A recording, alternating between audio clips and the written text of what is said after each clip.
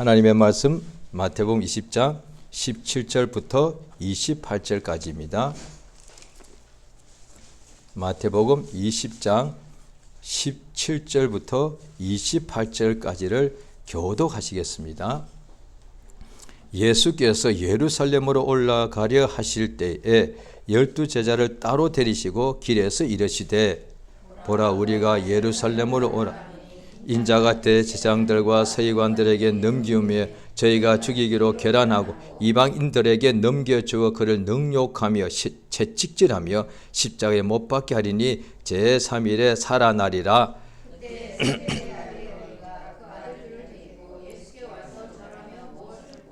예수께서 가라사대 무엇을 원하느냐 가로되 이 나의 두 아들을 주의 나라에서 하나는 주의 우편에 하나는 주의 좌편에 앉게 명하소서. 예수께서 대답하여 가라사대 너희 구하는 것을 너희가 알지 못하는도다. 나의 마시려는 잔을 너희가 마실 수 있느냐. 저희가 말하되 할 수 있나이다. 가라사대 너희가 과연 내 잔을 마시려니와 내 좌우편에 앉는 것은 나의 줄 것이 아니라 내 아버지께서 누구를 위하여 예비하셨든지 그들이 얻을 것이니라.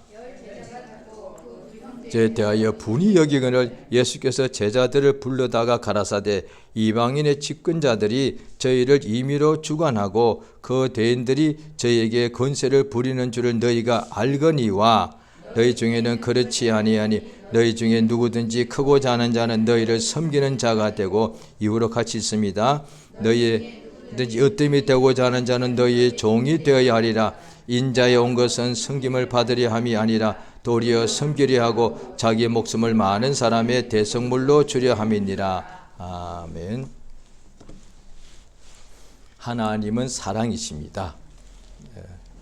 그 증거가 무엇인고 하니 성경을 보기 전에는 하나님에 대해서 알 수도 없고 인정하지도 않고 또 하나님을 계시다고 인정할지라도 하나님이 어떤 분이신지를 알 수가 없는데 성경은 다른 어떤 방식보다도 이를테면 믿는 사람들이 하나님을 알고 싶다 하여서 뭐 산에 가서 기도를 오랜 시간 동안 한다거나 금식을 몇십일 동안 한다거나 또 아니면 꿈꾸기 때 또 환상 보게 해달라고 여러 가지 할 수가 있는데 그런 방식도 하나님이 역사하실 수가 있죠. 그런데 그 어떤 것보다도 성경에 누가 봐도 알 수 있도록 기록이 되어 있는 것이 있는데 하나님에 관해서 성경 전체가 이 양이 굉장합니다. 이게 그 다음에 한 사람이 기록했다면 그 사람의 생각일 수 있겠는데 그 긴 세월 또 여러 사람이 또 기록하였고 또 한 세대만 기록했다면 그 세대 사람들이 하는 어떤 풍조가 있지 않겠습니까? 그럴 수 있는데 2000년 가까이 1500, 600년 동안에 수십 명의 사람에 의해서 기록되었다. 이 성경책은 상당히 객관성이 있다는 거예요. 세대가 엄청나게 2000년 가까이 세대 차이가 나도 오늘날에도 있잖아요. 부모와 자녀한테도 세대 차이가 있거든요. 그 다음에 저 어릴 때에도 한국이 굉장히 못 살았는데 그때는 뭐 그때와 지금 세대는 완전히 먹고 사는 환경이 굉장히 차이가 나다 보니 생각도 엄청나게 차이가 납니다. 그런데 1500년이라면 세대 차이가 얼마나 크겠습니까? 그런데도 똑같이 환경은 다르고 세대 차이도 있고 문화도 다 다르고 그런데 하나님을 아는 것은 똑같더라고요. 그러니까 성경을 읽으면은 하나님이 살아 계신 것을 알 수가 있고 하나님이 어떤 분이신가를 알 수 있습니다. 성경보다 더 좋은 방법이 없는데 그래서 성경을 읽는 사람이 시편 1장에 보면은 복 있는 사람은 그때 시편 1장은 주로 유대인들에 대한 얘기잖아요. 복 있는 사람은 누구냐? 오만한 자나 죄인의 길에 서지 않고 주야로 하나님 말씀을 항상 그러니까 묵상하는 것은 읽고도 또 생각한다는 그 뜻이니까. 그러니까 읽고 그 다음 잊어버리는 것이 아니라 또 계속 생각하지 않습니까? 우리가 지금 학생들이 공부할 때도 그냥 공부 배울 때 그때는 집중하다가 잊어버리면 아무 소용없지 않습니까? 그걸 하고서 또 자꾸 기억하려고 두 번, 세 번을 반복하는 거거든요.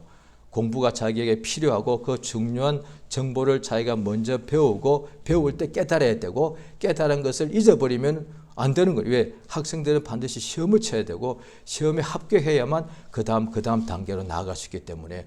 그런데 아무리 그 당시에 깨달아서도 잊어버리면 안 되기 때문에 자꾸 기억나게 하려고, 그래서 복습하고 또 하고 또 한다고요. 그래야 공부를 잘할 수가 있고 또 원하는 더 상급 학교로 지나갈 수가 있고 그 다음에 졸업해서 좋은 성적으로 졸업해서 또 좋은 직장에 갈 수가 있기 때문에 그렇지 않습니까? 직장에서도 항상 또 거기서도 인정받고 승진하려면 또 역시 뭔가 또 공부해야 되고 시험 쳐야 되고 그러지 않습니까? 그것이 얼마나 살 때 중요하냐 말이에요. 그런데 그 세상에 먹고 사는 것도 그렇게 공부하고 기억하는 것이 중요한데, 이 하나님 말씀에 기록되어 있는 성경책은 세상에 있는 어떤 공부를 다 합친 것보다도 천배 만배로 귀하지 않습니까? 이거는 우리에게 영생을 주기 때문에 그렇습니다.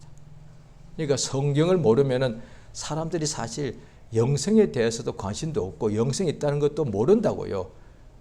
그냥 사람이 영원히 살고자 하는 그런 희망사항이 있지, 사람은 영원히 못 산다, 딱 이렇게 생각하잖아요. 그런데 성경에 나와 있더라. 그러니까 이것을 완전히 믿지 않는 사람도 성경을 혼자서라도 계속 읽으면 결국 다 믿게 되고요. 또 믿음이 아주 적은 사람, 마치 겨자씨 한 알 정도의 믿음밖에 없는 사람이라도 성경을 자꾸 배우면 믿음이 계속 성장합니다. 그래서 믿는 사람에게 양육이란 용어가 있습니다. 우리가 양육이란 것은, 훈육은 뭐 군대 같은 데서 어떠죠? 뭐 사관생들을 훈련시키고 할 때 쓰는 용어고요. 그런데 양육은 부모가 자녀를 키우고 기른다는 뜻이거든요. 그러니까 당연히 그냥 밥만 먹이는 것이 아니라 모든 전인격적으로 부모님이 자녀를 이렇게 키우지 않습니까? 그러니까 그걸 양육이라 쓰거든요. 교회에서 양육이라는 단어를 씁니다.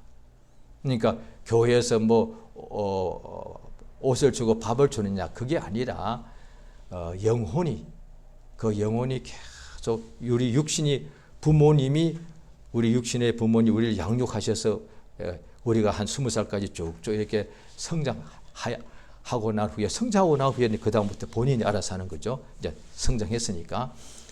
그와 같이 우리 영혼이 눈에 보이지 않는데 그 영혼이 예수 믿는 순간에 거듭났는데, 이 영혼이 거듭난 상태로 있지 않고 계속해서 예수님에게까지, 우리 육체도 남자아이들은 거의 아빠, 어떤데 아빠보다 더 키가 크죠. 또 딸아이들은 엄마를 이렇게 그러니까 성경에 보면 우리 영혼은 예수님에게까지 자라간다고 되어 있단 말이죠. 얼마나 복입니까? 참, 우리 하나님이 왜 이렇게 우리를 사랑하시는지. 아브라함까지 닮아가도 성장해도 그것도 엄청날 거고, 모세에게까지 자라가도 대단한 거 아니겠습니까? 바울까지 자라가도 엄청날 건데 예수님에게까지 자라가라고 성경에 딱 나와 있습니다. 도대체 우리에게 왜 이렇게 잘해 주시냐 이 말이에요. 이게 하나님의 사랑이란 거예요. 성경에 보면은 아담과 하와가 하나님께 범죄했는데, 왜냐하니 성경에 보면은 뱀이 와서 하와를 유혹할 때 하와가 부족한 것이 하나도 없었습니다. 오늘날에 믿는 사람들이 죄를 범할 때에 나는 여러 가지 부족한 것이 많으니까 죄를 범한다, 그렇게 말할 수 있지만 그것도 큰 이유가 되죠. 그러나 아무 문제가 없어도 죄를 범합니다. 세상에서는. 왜냐하니 죄를 짓도록 유혹하는 자가 있기 때문에. 마귀가 있죠. 그래서 하와가 부족한 것이 없었는데 왜 죄를 범하였는가 하니, 하나님처럼 된다고 하니까 하나님처럼 되려고 죄를 범한 것, 성경에 창세기에 나와 있지 않습니까? 그러면 아담과 하와가 하나님께 범죄해 하나님의 원수가 되고 이제 죄를 지었으면 반드시 벌을 받아야 마땅해. 그게 세상에서 정의란 말을 쓰거든요. 왜냐하니 세상에서 말하는 죄는 거의 다가 이웃에게 죄를 범하는 거거든요. 성경에서 말하는 죄는 이웃에게도 범하는 것도 있지만 하나님께 범하는 죄를 말하는 것이고, 그러니까 하나님의 형벌을 받는 것이고, 세상에서 우리가 지금도 살면서 모든 형법 이런 법이 있지 않습니까? 그 법은 뭐냐니 사람끼리 사람에게 죄를 범하는 거예요. 그러니까 어떤 사람인데 그냥 선량하고 그냥 성실히 살아가는 사람이 있는데 또 어떤 범죄자가 와서 그 사람을 때리고 빼앗더란 거예요. 그게 죄잖아요. 강도, 도적질. 어떤 사람이 막 땀 흘리고 진짜 피땀 흘려서 열심히 일해서 돈을 벌고서 그걸 자기 가정에다가 이렇게 해놓았는데 그걸 와서 훔쳐가더란 거예요. 그게 얼마나 나쁜 거예요. 그렇게 애쓰고 수고하면서 그렇게 자기가 세상에서도 뭔가 이루어놨는데 그것을 자기는 하나도 하지 않고 그냥 놀면서 남의 것을 빼앗아가 훔쳐가더란 거예요. 그래서 십계명에 도적질 하지 말라는 거예요. 왜? 자기가 일하면 될 거를 일하지 않고 남이 일해서 해놓은 것을 훔쳐가냐 이 말이에요. 그런데 하나님 앞에서 아무 부족한 게 없었는데 이 세상에서는 죄를 범하게 되면 그 사람에 대하여 벌을 주지 않습니까? 그게 정의거든요. 어떤 사람이 힘없는 그냥 일반 서민들을 괴롭혔는데 그런데 법이 없고 가만 놔두면은 그 악인들이 세상에서 모든 사람을 다 죽이고 빼앗지 않겠습니까? 그게 가장 나쁜 것 아닙니까? 그런데 세상에 나라가 강할수록 법이 잘 될수록 다른 사람을 괴롭히는 죄인을 잡아다가 재판에서 판결해서 형벌 내리잖아요. 그게 세상의 정의, 그게 정의단 말이죠. 우리가 하나님께 범죄했으면 사람끼리도 죄를 반드시 형벌하는데 그런데 하나님께 범죄했으면 하나님께서 반드시 벌을 내리셔야 되는데 그러니까 성경에 나와 있습니다. 천사들이 하늘에서 천국에서 하나님께 범죄한 것은 하나님이 용서치 않습니다. 천사들은 육체도 없고 우리처럼 이렇게 먹고 사는 문제가 없기 때문에 근데 천국에서 하나님의 영광을 다 보고 있는 상태이기 때문에 그런데 우리 인간은 마귀에게 속아서 하나님께 범죄하였고 또 그리고 난 후에 그 죄의 결과로 죽게 되었는데 하나님께서 죄를 지은 천사는 반드시 형벌하시는데 죄를 지은 사람은 우리죠. 하나님께서 형벌하셔야 되는데 죄인들을 형벌하시는 것이 아니라 구원하신다는 거예요. 이것이 하나님의 사랑이래. 죄인은 반드시 형벌하셔야 되는데 우리 인간들이죠. 그 죄인을 살려주겠다는 거예요. 죄를 지으면 반드시 죽게 되는데 그 영혼이 죽게 되죠. 그럼 죽은 영혼은 반드시 영혼이 멸망당해야 되는데 하나님께서 죄로 인하여 죽은 영혼들을 살려주신다는 거예요. 그것을 하나님의 사랑이라는 거예요. 그러니까 어떻게 살리시느냐? 영혼을 죄인들을 살려주기 위하여 자기의 독생자를 이 세상에 보내셔서 대신 죽게 하신다는 거예요. 오늘 본문에 예수님의 12사도면 예수님의 가장 사랑받고 하나님이 보시기에 가장 지구상에서 가장 믿음이 좋은 사람들입니다. 그 다음 12제자죠. 그 위에 72명의 제자 있습니다만 12명 제자가 제일 확실하죠. 그 중에서도 성경에 보면 이름이 12명 중에 항상 이렇게 순수로 나와 있습니다. 계급이 아니라 순서입니다. 우리가 길을 가더라도 어디에 차를 타더라도 어디 의자에 앉더라도 항상 순서가 있지 않습니까? 앞에 온 사람이 앞에 먼저 자리에 앉지 않습니까? 그거는 계급이 아니죠. 앞에 첫 번째 앉는 사람이 높은 사람이고 뒤에 앉는 사람이 낮은 사람이 아니라 그거는 순서대로. 그러니까 예수님 12제자를 보면 항상 이름이 순서대로 나와 있습니다. 그 중에 베드로, 요한, 야고보가 나오는데 이 앞에 순서의 세 사람 중에 두 사람 요한과 야고보가 바로 친형제인데 이 두 사람의 어머니가 예수님께 와서 무엇을 구하더란 거예요. 예수님이 공생애 동안에 예수 앞에 수많은 사람들이 무엇을 구하든지 다 예수님이 응답하셨거든요. 주로 병이잖아요. 소경이 왔을 때 눈뜨게 하셨고 문둥병자가 와서 구할 때 깨끗하게 해주셨거든요. 다 그런 걸 구했는데 오늘 본문에는 그 구하는 것과는 상당히 다른 것을 구했습니다.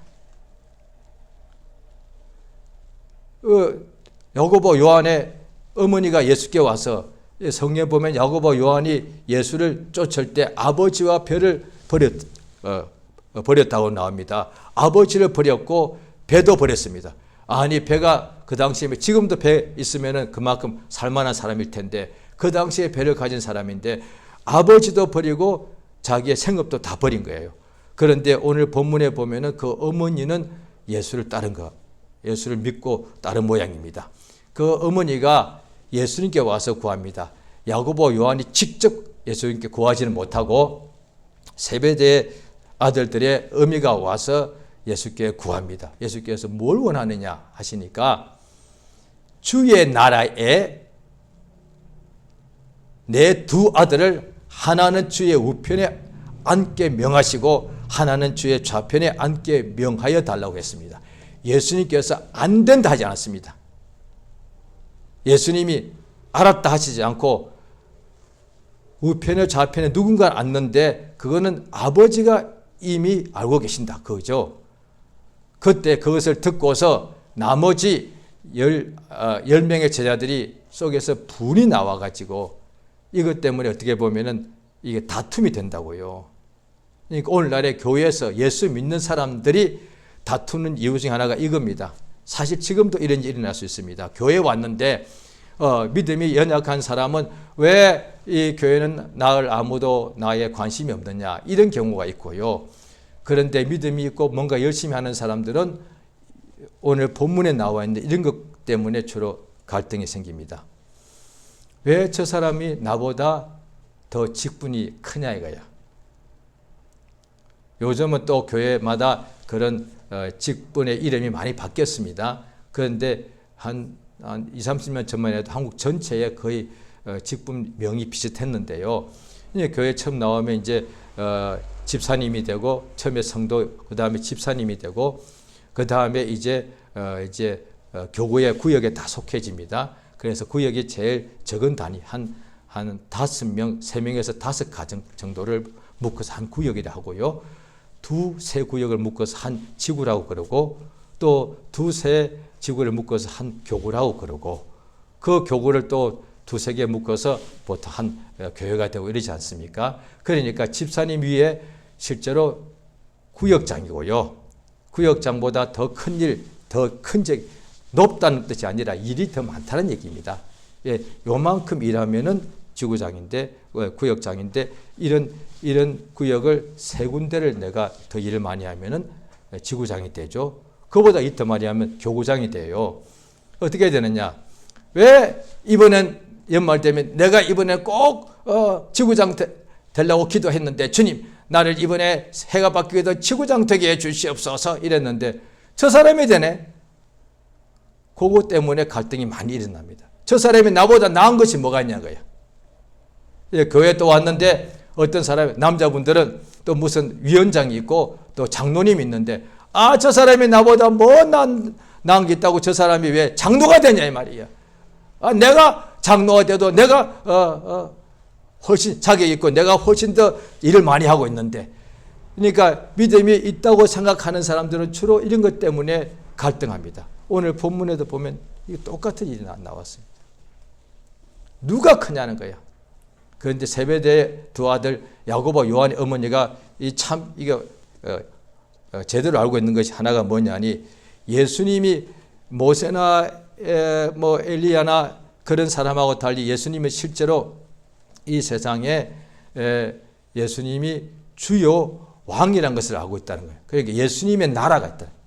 예수님의 나라가 임할 때에 그 나라에서는 나의 두 아들 예수의 우편에 좌편에 앉게 해달라고 그렇게 했다는 거예요.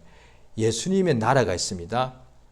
예수님 나라를 실제로 가보지 않았을 텐데도 예수의 나라가 있다고 분명히 이게 이 사람이 알았다는 것이죠. 자, 우리 한번 누가복음 22장을 보십니다.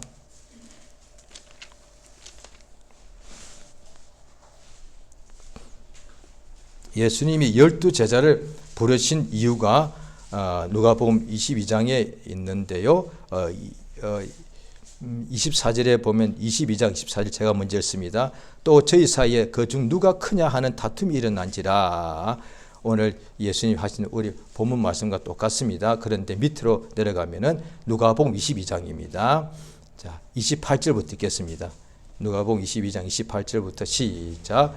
너희는 나의 모든 시험 중에 항상 나와 함께한 자들인저 계속해 내 아버지께서 나라를 내게 맡기신 것 같이 나도 너에게 맡겨. 30절 너희로 내 나라에서 내 상에 먹고 마시며 또는 보좌에 앉아 12지파를 다스리하노라. 예, 보십시오. 예수님이 분명히 내 나라라고 그랬습니다.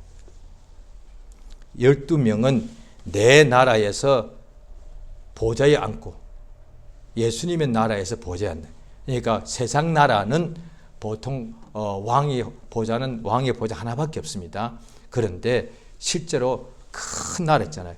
왕들의 여러 나라를 다 합쳐가지고 뭐 황제가 되는 큰 어떤 그런 나라가 옛날에도 있었거든요. 그때는 보면 뭐 어떻게 하느냐. 황제가 가장 가운데 앉고 그 다음에 황제가 세운 왕들이 있잖아요. 옆으로 쭉 앉습니다. 보좌에 황제가 가장 먼저 앉고 그 옆에 황제의 부인 황후가 앉습니다. 그 다음에 그 옆으로 또 왕들이 앉다. 그러니까 예수님의 나라에는 예수님이 보좌에 앉는데 성경에 보면은 하늘나라, 그래서 천국이라 킹덤이라고 되어 있는 거예요. 그러니까 하나님의 나라가 실제로 그게 왕국이란 거예요. 그게 왕이 예수님이란 거예요. 이 세상에 보십시오. 왕들, 이 세상에 우리나라도 역사를, 한국 역사가 우리 반만년이라고 보통 이렇게 자랑하지 않습니까? 5천년이라고 이렇게 확실치 않습니다만 그래도 한 5천년이라고 하면 좋죠. 그런데 한국 역사 5천년 동안에 가장 기억하는 인물이 몇이 있습니다. 누굽니까? 그 중에 한 사람, 왕입니다. 왕. 무슨 대왕이라고 되어 있습니다. 한글을 이렇게 창제하는 일을 했죠. 왕일 뿐이요. 그 왕이 역대 왕을 통틀어서 가장 훌륭한 왕이라고 보는 것은 사실일지라도 지금부터 한 600년 전이거든요. 그때로 가면은 그 사람은 왕이고 우리 모두는 다 그의 소유물이었어요. 그게 대통령 아니, 민주주의로 그가 뽑힌 대통령이 아니었다니까요. 왕은 나라고 땅도 사람도 개인도 전부 다 자기의 소유물이요. 그런데도 오늘날에 우리가 민주주의를 살면서도 역사를 보면서 그 왕을 막 존경하는 거예요. 왜? 이 나라를 가장 이렇게 잘했으니까. 그 다음에 또 못지않게 또 어떤 장군을 그렇게 우리가 또 사람들이 막 숭상합니다. 이시성을 장군이죠. 나라를 구했다는 거죠. 그렇지 않습니까? 이 세상 나라도 그렇게 구해준 장군을 그렇게 귀하게 여기고, 그 다음에 이 세상 나라도 이 나라를 제대로 그렇게 통치해준 왕을 그렇게 최고로 치는데, 예수님이 왕인 나라, 세종대왕이 왕이 아니라 예수님이 왕인 나라에 우리는 들어간다는 거예요. 기가 막히지 않습니까? 인류 역사를 통틀어서 나라마다 최고로 치는 왕이 있을 거예요.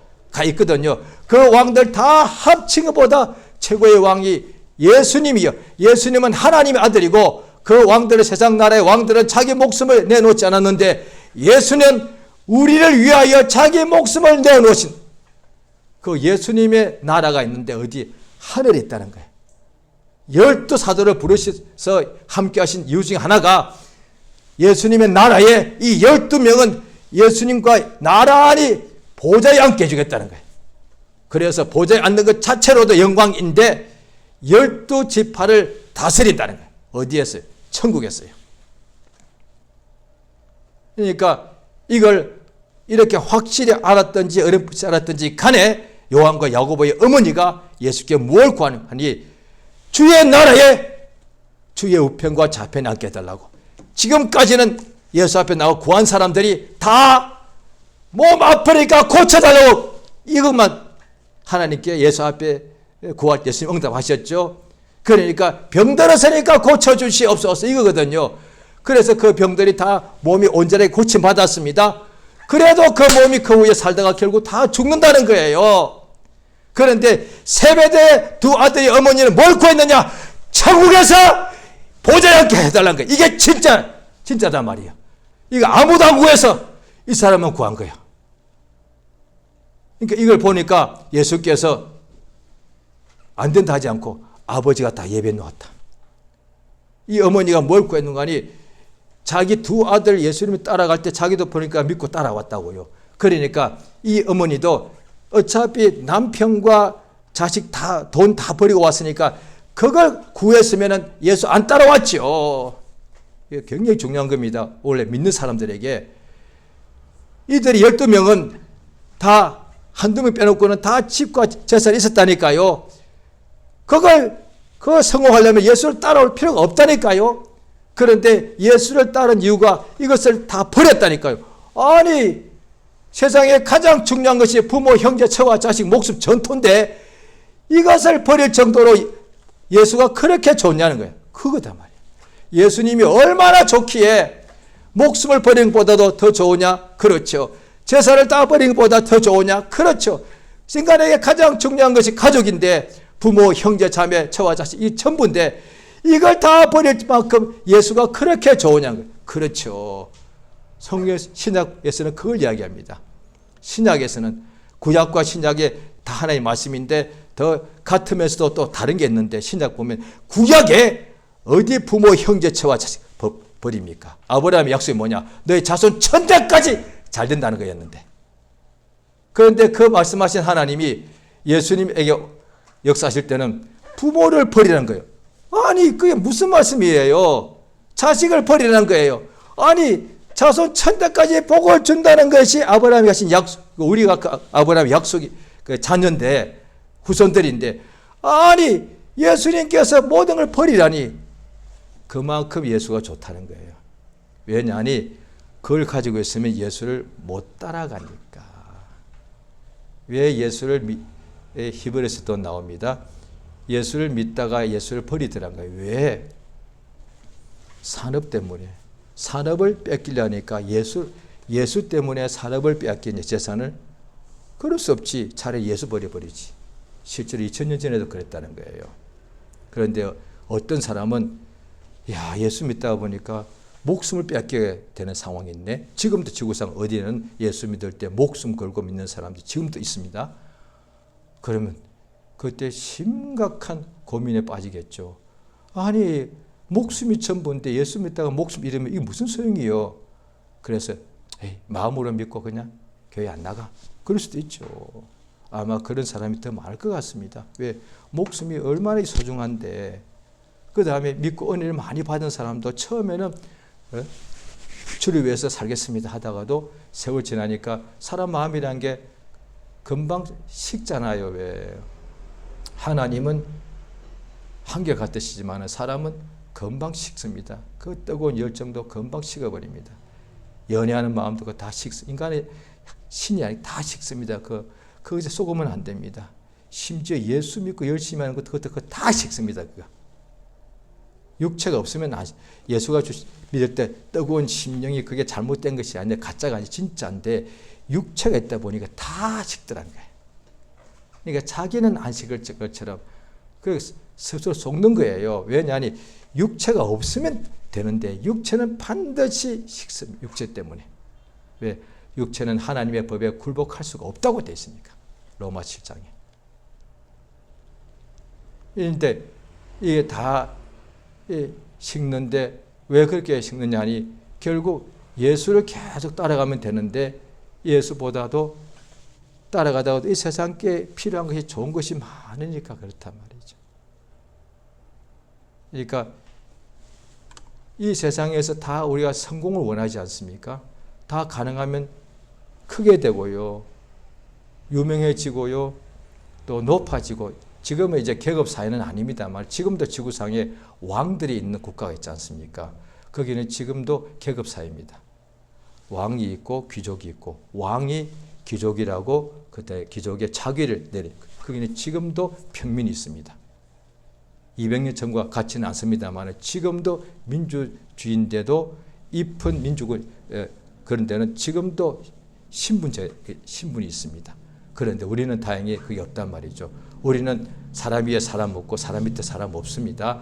그럼에도 불구하고 많이 배운 사람 못 배운 사람 엄연히 차이가 있고 차별이 있는 세상이고 부자인 사람하고 가난한 사람 차이뿐 아니라 차별이 있는 세상. 이건 어쩔 수 없습니다. 그래서 믿어도 부자가 되어야 돼요. 믿어도 야고보서에 나옵니다. 가난하니까 교회에서도 차별하더라는 거예요. 이거 현실입니다. 교회에서는 이상적으로는 차별이 없는 곳이 교회예요. 다 하나님 자녀니까.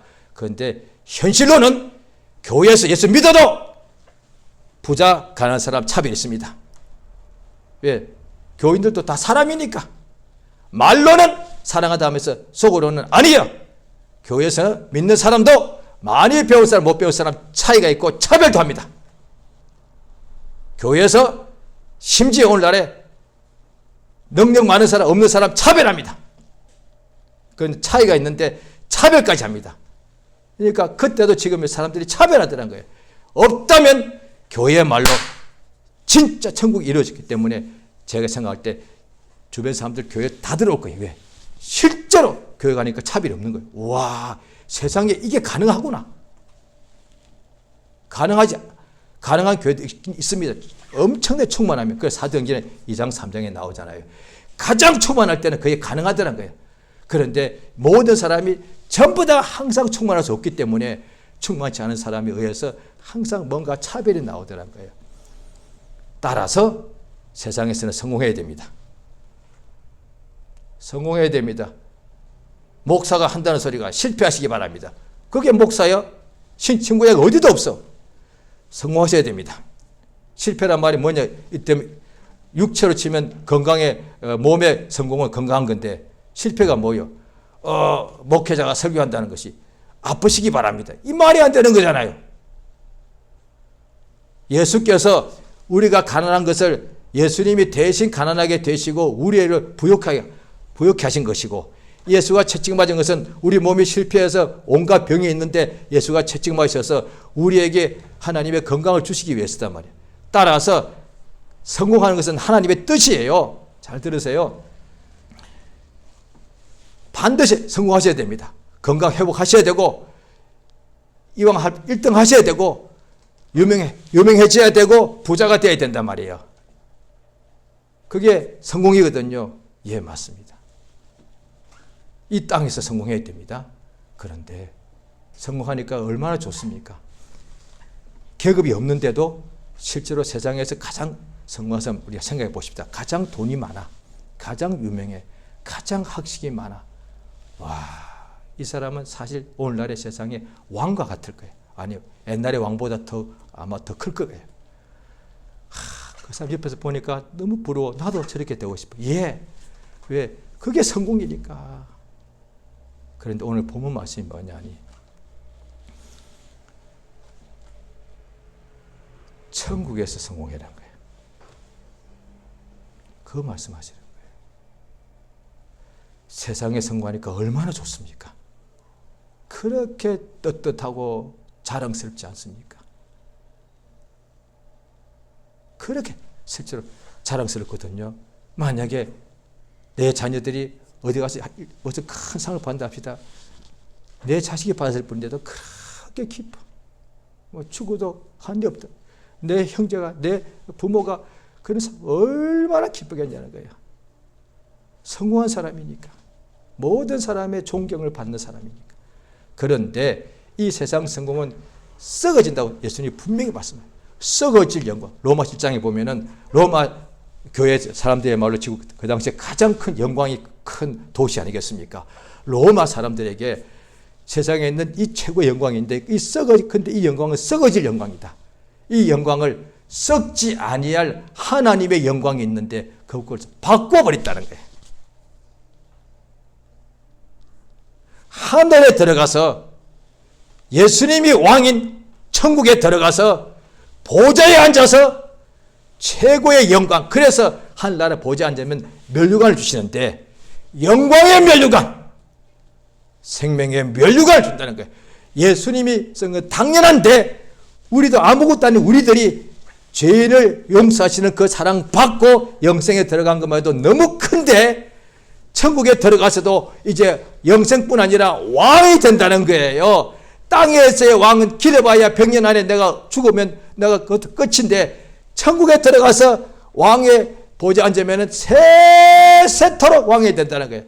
진짜 성공하려면 천국에 들어가서 성공해야 된단 말이에요. 예수님이 이걸 알려주신 거예요. 땅의 성공은 전부 다 하는 것이고 천국에 반드시 있는데 거기 가서 성공해야 하는 거예요. 어떻게? 거기 가서 일해야 되느냐? 아니요. 땅에서 일을 하면 천국 가서 성공한다는 거예요. 땅에서 썩어질 영광을 위해서 일하면 썩어질 영광을 얻게 되고 땅에서 썩지 않은 영광을 위해서 일하게 되면 천국에 들어가서 영원한 영광을 얻게 된다는 거예요. 그러니까 하늘에서 제일 큰 자, 땅에서 제일 큰 자는 누구인지 이미 다 우리가 알고 있는 것이니까 설명할 필요가 없고요. 천국에서 누가 제일 큰 자냐? 오늘 본문을 보십니다.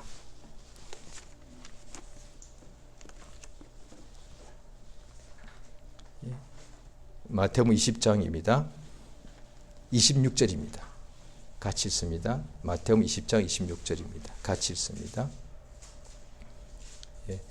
시작. 너희 중에는 그렇지 아니하니 너희 중에 누구든지 크고 잘한 자는 너희를 섬기는 자가 되고 27절입니다. 너희 중에 누구든지 으뜸이 되고자 하는 너희의 이겁니다. 예수님 이렇게 하셨습니다. 섬기는 자. 세상에서의 왕과 대인은 섬김 받으려고. 세상에서 성공하면 다 섬김 받습니다. 모든 사람이 나를 다 섬겨줍니다. 그게 성공이니까요. 그런데 하늘에서 가서 왕이 되려면 땅에서 섬긴다. 예수님이 세상에 누가 큰 자냐? 섬김 받는 사람이 아니냐? 그런데 천국에서는 누가 큰 자냐? 섬김 받는 사람이 아니라 섬기는 사람이다. 내가 온 것은 예수님 왕이신데, 만왕의 왕이신데 섬김 받으러 온 것이 아니라 섬기려 왔다. 또 성경에 보면 빌립보 2장에 똑같은 내용이 있습니다. 예수께서 땅에 오셔서 종의 형체로 오셔서 죽기까지 복종하시니까 십자가에 죽으십니다. 그러니까 아버지께서 그를 다시 살리셔서 지극히 높은 하늘 보좌에 앉게 하셨다는 거예요. 그러니까 예수를 섬기는 사람, 예수 이름으로 이 땅에서 자, 이거 인생이 우리는 이제 내가 누군지는 예수 믿어서 알았습니다. 예수 믿기 전에는 내가 왜 태어났을까?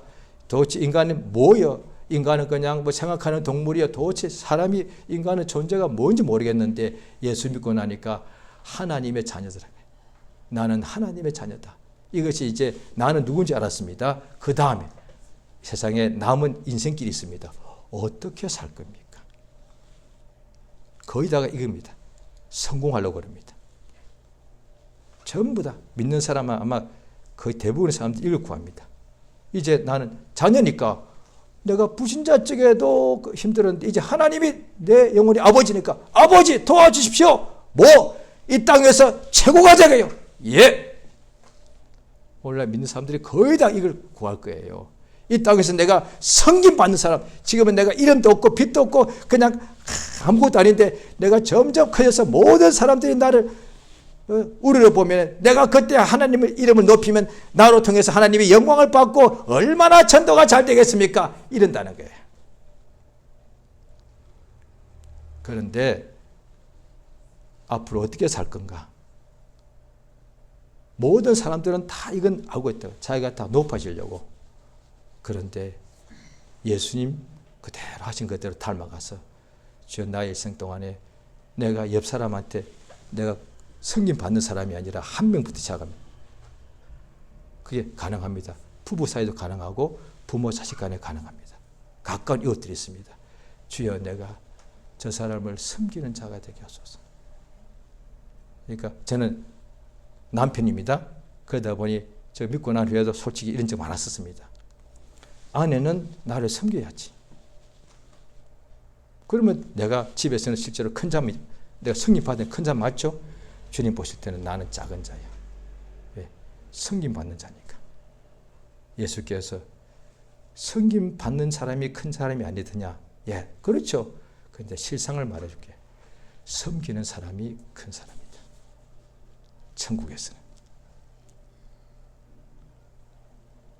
천국 바깥에서는 섬김 받는 사람이 큰 사람인데 예수 안에 들어온 사람은 섬기는 사람이 큰 사람입니다. 그래서 예수님이 주여 내게 영혼 주시옵소서 하니까 이제 구역 식구를 줍니다. 한 세 가정이 합치면 10명쯤 됩니다. 10명을 내가 섬기겠다는 거예요. 그런데 이걸 오해하면 내가 구역장인데 내 말 안 들어?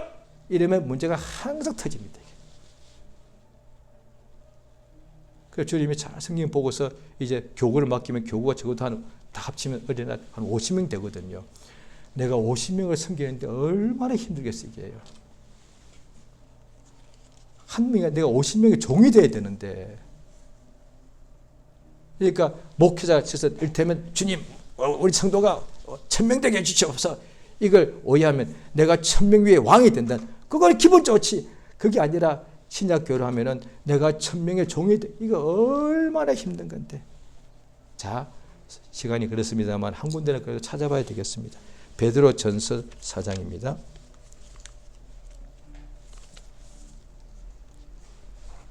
베드로 전서 4장 신약 382페이지입니다.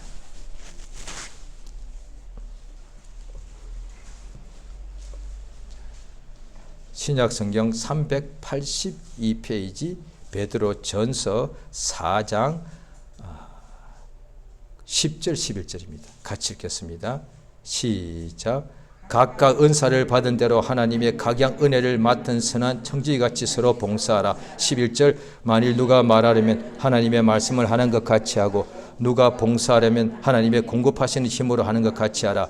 이는 범사의 예수 그리스도로 말미암아 하나님이 영광을 받으시게 하려 함이라.